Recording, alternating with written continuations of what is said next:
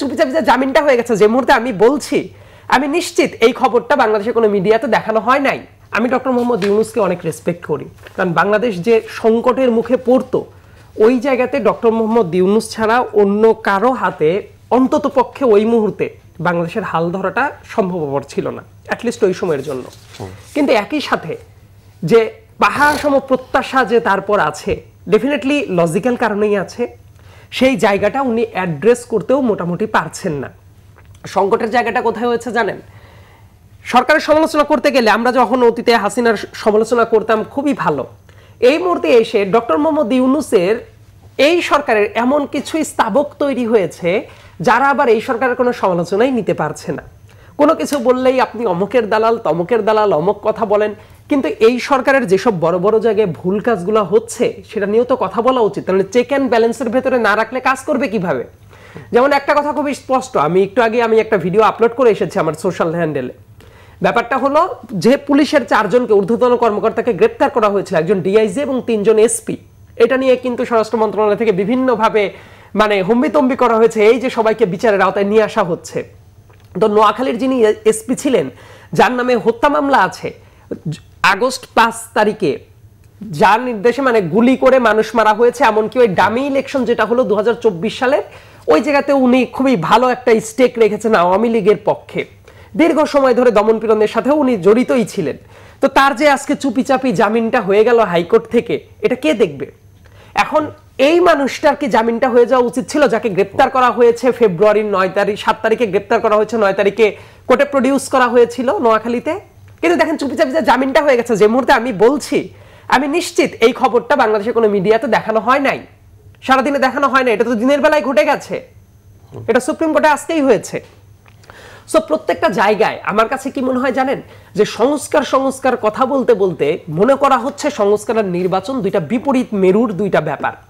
আমি বেশি কোনো মানুষের কথা রেফারেন্স দিব না, বদরুদ্দিন ওমর যে মানুষটাকে আমি অত্যন্ত রেসপেক্ট করি, স্বাধীনতা পরবর্তী সময় থেকে আমার কাছে মনে হয় বাংলাদেশের সেন্সিবল মানুষ যত কয়েকজন ছিলেন, একেবারে নিরপেক্ষ জায়গা থেকে বদরুদ্দিন ওমরের মতো মানুষ খুবই হাতে গোনা কয়েকজন মানুষ আছেন। বদরুদ্দিন ওমর সাহেব একটা ইন্টারভিউ দিয়েছেন খুবই সাম্প্রতিক সময়ে, দেখবেন একটা মিডিয়াতে উনি ইন্টারভিউটা দিয়েছেন। উনিও কিন্তু বলেছেন যে ইলেকশনটা যত দ্রুত সম্ভব হওয়া দরকার। ইয়েস, আমি এটাও মনে করি না যে কালকে ইলেকশন করে ফেলতে হবে, পরশু ইলেকশন করে ফেলতে হবে, নো।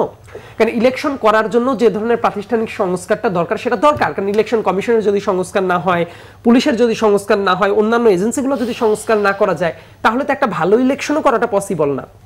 কিন্তু দেখবেন একটা হাইপ তোলা হয়েছে যে আপনি ইলেকশন আর নির্বাচন দুইটা বিপরীত মেরুর ব্যাপার না। সংস্কার কাজ ব্যাপারটা এমন না যে আপনি একটু সংস্কার করলেন থেমে গেল, তারপর থেকে দেশ জান্নাতুল ফেরদৌস হয়ে গেল, নো। সংস্কার কাজটা একটা কন্টিনিউয়াস প্রসেস।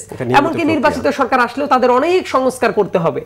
আবার আজ থেকে 2-3 বছর পরে কি সংস্কার কাজ থেমে যাবে? না, একটা বেটার ডেমোক্রেটিক ওয়ের দিকে যদি আমরা আগাতে চাই, কন্টিনিউয়াস প্রসেসের দিকেই আগাতে হবে। কিন্তু যেই পরিবর্তন আমরা চেয়েছিলাম বা সাধারণ মানুষ যেই পরিবর্তন চেয়েছিল, সেই পরিবর্তন কি হচ্ছে আসলে? একদমই হয় না। এমনকি ডক্টর মোহাম্মদ ইউনূস বিবিসির ইন্টারভিউতে উনি যখন বললেন সংস্কার কাজ এখনো শুরুই করেনি 7 মাস পরে, এটা অত্যন্ত দুঃখজনক।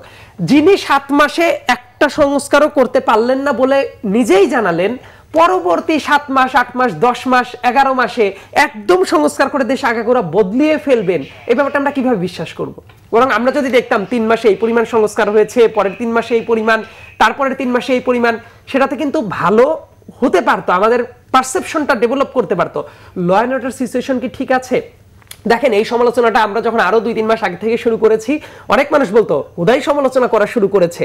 কিন্তু দেখেন আজকের দিনে যখন দেশে অনেক ধর্ষণ বেড়ে যাচ্ছে, অপরাধীরা ছাড়া পেয়ে যাচ্ছে, বিভিন্ন জায়গায় করছে না, বহু মানুষ এসে সেই কথাটাই বলছে, ল অ্যান্ড অর্ডার সিচুয়েশন ঠিক নাই, অমুক উপদেশটা ব্যর্থ, তমুক উপদেশটা ব্যর্থ, এই আলাপ তো আসছে। আবার একটা প্রশ্ন আমার মনে হয় যে করা উচিত, এই সরকারে অন্তত পক্ষে 5-6 জন উপদেষ্টা আছে যারা কি কাজ করে কারো কাছে কোনো নজির নাই। যারা দর্শকরা আছেন তারা নিজেরাও একটু চিন্তা করেন, বেশ কয়েকজন উপদেষ্টা আছে, দেখবেন হাতে গোনা কয়েকজনের নাম জানেন, আর বিশাল বেশ কয়েকজন আছে যাদের নাম ধাম কিচ্ছু জানে না, তারা কি করে তারা কিছুই জানে না। তারা নিজেরাই বলে এটা গণ অভ্যুত্থানের সরকার, গণ অভ্যুত্থানের পরে কোন কোন জায়গায় কি পরিমাণ কাজ হলো এটা জানার অধিকার কি দেশের মানুষের নাই? এখন সবাইকে ধোঁয়াশার ভেতরে রেখে রাজনৈতিক দলের কাঁধের উপরে বন্দুক রেখে সারাক্ষণ তাদেরকে ব্লেম করে বলতে আমরা সংস্কার করব, রাজনৈতিক দল বাধা দেয় না, বরং রাজনৈতিক দল সবাইকে যদি শত্রু বানিয়ে ফেলা হয় তাহলে কিন্তু আলটিমেটলি গ্রাউন্ড রিয়েলিটি যেটা সেই অনুযায়ী ফাংশনটা করা যাবে না।